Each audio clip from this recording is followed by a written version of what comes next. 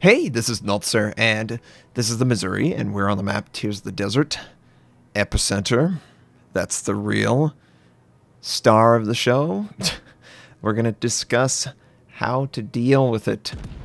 I'm sure many of you just cringe or just facepalm whenever you see this map and game type combo together because it creates the most stagnant 20 minutes of your life. You feel like, do something. Or there's a certain percentage of you, probably 2%, who are like, oh yes, this is the best game mode ever. I really like the competitive environment, stationary play with bow on island camping, and using your smoke. That's the most fun. That's why I watch X and Y. They do it the most, and they're really good at it. I could not give a crap about competitive or anything like that. I want my random battle game to be fun. And it's not fun staying stationary behind islands with sort of this enemies' islands and our islands, you know, sort of World War I all over again. Both sides are watching each other from a distance, trying to protect themselves when nothing actually is getting done for 2+ years or 3+ years. So yeah, it's like going back to trench warfare, and I don't like it. I want to actually make the plays. So the setup is your pretty straightforward setup. Concealment, faster turret traverse, accuracy, AA protection. Of course, it doesn't matter. There's no aircraft carriers in the game. Notser, I'm well aware. But this is a pretty good build to sneak up on the opposition. The Americans are exceptionally skilled at this because they have great concealment.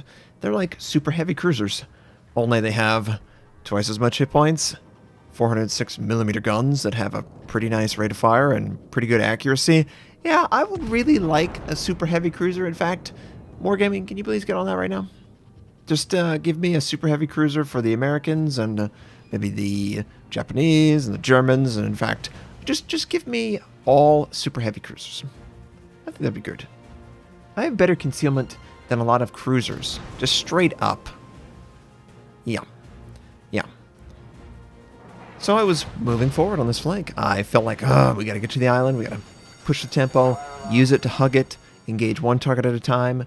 Hopefully they show too much side and then we can penetrate them. That's the goal, right? That's always the goal in a battleship. Well, they're pretty locked in on holding this flank. Enemies were trying to set up behind islands, weren't very successful at it. Friendly Benson is probably in smoke, detected by radar from that Donskoy, and the enemy teammates are probably engaging him as I speak. There's nothing I could really do to increase my rate of fire, though. I am a battleship, and we do indeed lose the Benson. So the strategy already isn't working very well. By the way, the enemy is pushing on the other flank. We've got a bunch of cruisers. For whatever reason, they have pushed to our islands, and as I dropped off detection, I decided to turn. Well, look at what has happened to me. Gone. 50%, 60% of my life completely gone. You've got to wait out the time to target. Now, how do you get the time to target? Well, you could use your cursor. Just set it up. It tells you in seconds how long it'll take your shells to get there. And you can do a rough estimate. It doesn't need to be rearmed. It doesn't need to be something special. You can have a good gauge on how long it's going to take the enemy battleships to get their shells to you. And you want to wait that amount of time after you've dropped off, because you never know. You might be a dumb butt like me and turn mid-shot for the enemies because it's still in flight, even though we're not detected, and take a ton of damage. So I've got to be on the full retreat. I can't stay. I can't push. I can't do anything. I'm looking for potential targets that show too much side, but in general, it's not really ideal. We're very unhealthy right now. I have to wait to heal a little bit. It's just the way it's going to work out. And as I'm firing, I am trying to rotate and angle. Even when I do fire, I have to be careful not to over-angle and show too much of my side. Clearly. Now, we do have a Shimakaze on this flank, and the Benson also sent torpedoes. It does appear, at least initially, that the enemy is giving up their defensive positions on this flank. They want to go reinforce the northern side of their islands and maybe cascade behind their teammates that have already pushed into, quite literally, some of them are at our islands and trying to force some of my teammates out of the position. So this might be a potential attack path in the future. Not right now, of course, but in the future, if those battleships have committed to sitting on the other side of their spawn area, they can't stop me. And I need somebody to stop me if I do indeed try and push up there, because these cruisers, inadequate, irrelevant.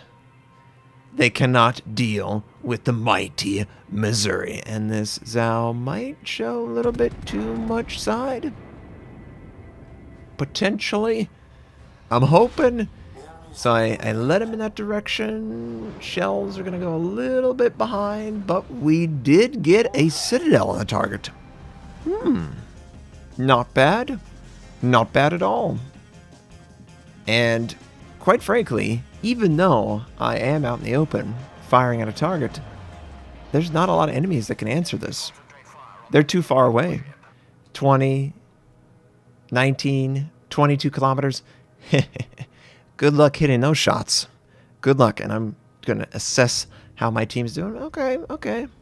Roan is not actually doing anything. Minotaur, I think, is also in the area. But, you know, my team's pretty defensive. Not too bad. Not too bad at all. We've healed back up as much as we can after being a Dumbo. And just trying to find a target. Any target that I could engage with my 406mm guns. And Donskoy, no, not really. Maybe behind the island.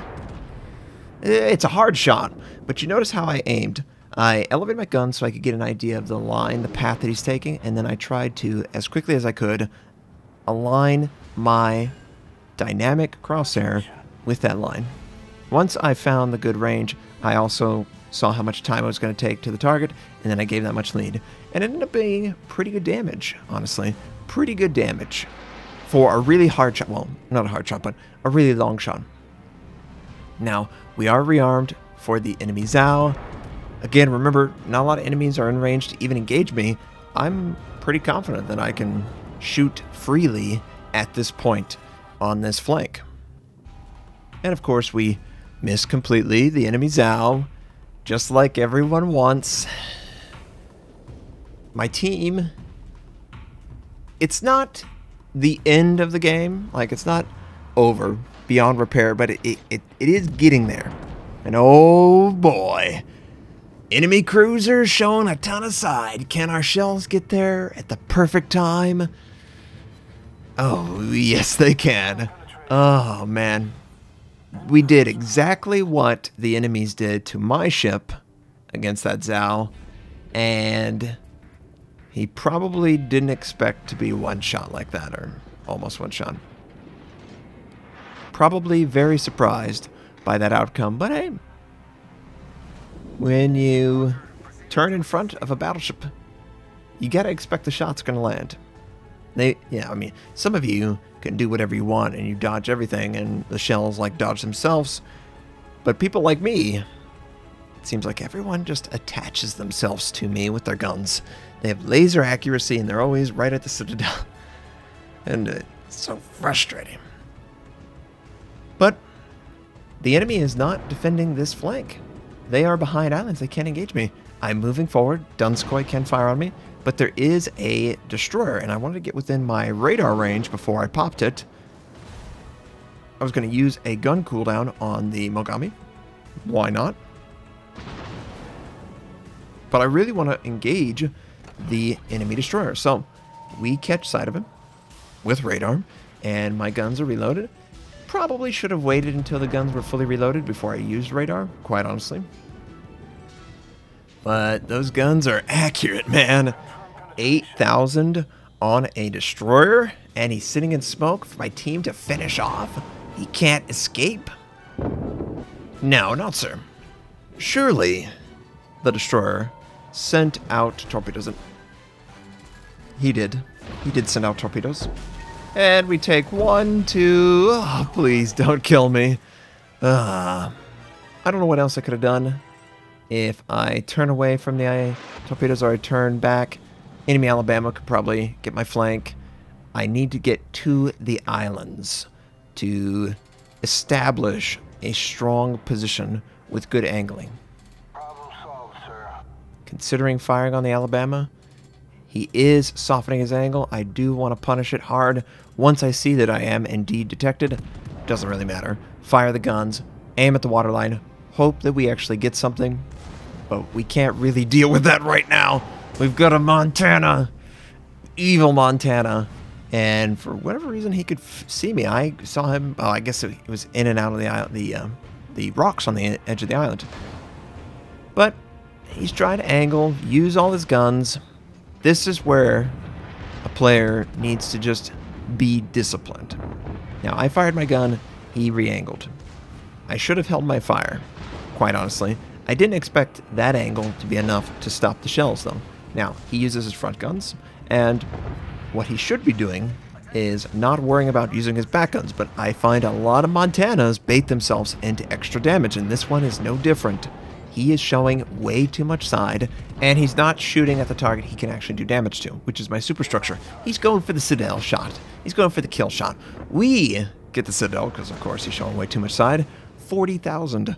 Not bad at all. Yes. And continuing to back up, angle against the Montana.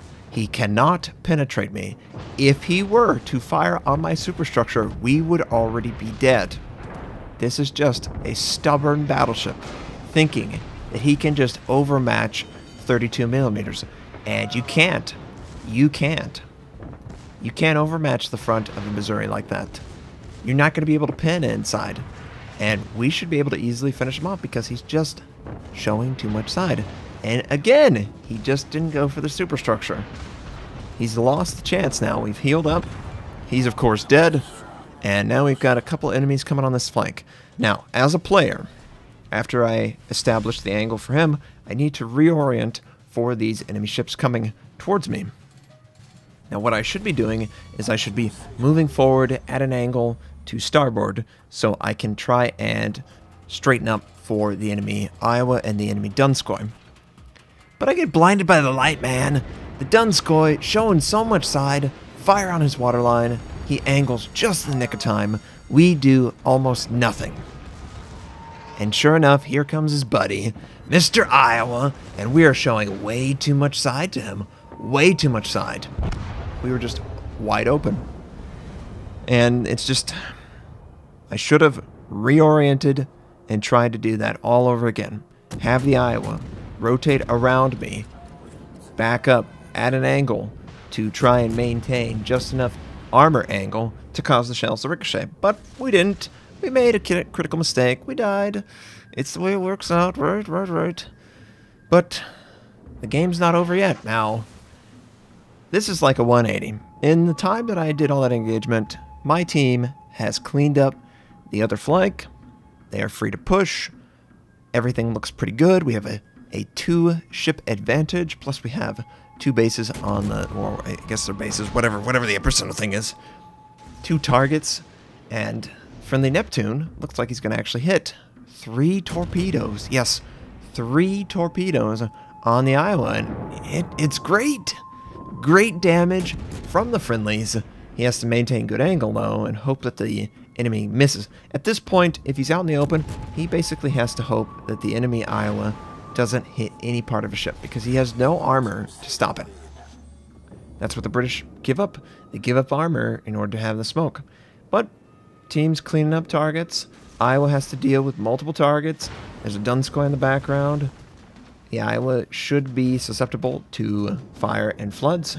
I try and call out, Minotaur, careful! Torpedoes in the water! And combination of him detecting the enemy torpedoes, but also turning for the friendly torpedoes probably, has allowed... Oh, well, no. His main goal was to get both sides of the torpedoes on the enemy target. Okay, I get it. And he pops his smoke. Alright. I could follow that line of thought. Enemy Iowa for sure is going to die, either to the torpedo or, yeah, combined gun support. And the Donskoy is out in the open, backing up.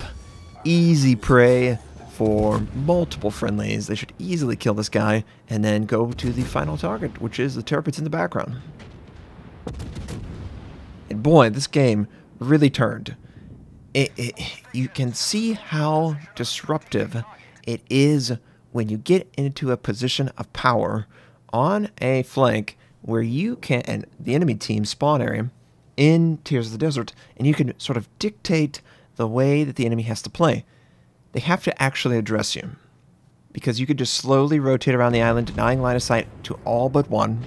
And yes, I know the friendly full health Iowa is shooting HE. Pretty typical battleship, right? Yeah. But if you maintain good angling, I believe every single battleship that could potentially be in this, tier 8 and above, has bow armor of 32 or higher, depending on the, the section. So AP can't pin that. Only one who can pin that is Yamato, I believe. I can do a quick calculation. But in general, nothing that's being slung to you, it can't pin. So if you're bow on and an enemy is going to make a mistake, be a little overextended, a little well, the Montana. I know how it goes. I know the mentality. I have the guns. I need to use them. That's exactly what I say to myself all the time. When what you should be saying is, how can I trade effectively without taking too much damage? You can't trade effectively when you're giving up 20 to 40,000 damage per chunk and you are doing less than 2,000 against an angled target. This Iowa should not have been that open. He should have gone much more bow on when he knew an enemy battleship was engaging him. Anyone else on other sides of the flank, they could open up and use other guns, but when you're the primary target, you got to be disciplined. That's just the way it works out. So we did pretty good. It really took a while for the game to develop into our favor, but of course it did in the end. And we contributed to the team. 2,581 base XP. Top on the team. Top on both sides. It's always fun whenever you get into that position and they try and root you out and they just show too much side. What can I say? It's all about discipline. All about discipline and knowing where to shoot. If he shot at my superstructure, even with overpin, he would have killed me. But he didn't. We won. Team did a good job. Hope you enjoyed seeing my solution to Tears of the Desert Epicenter. I hope that you can find success on this map and not frustration. I hope you have a fantastic day, and I'll catch you next time.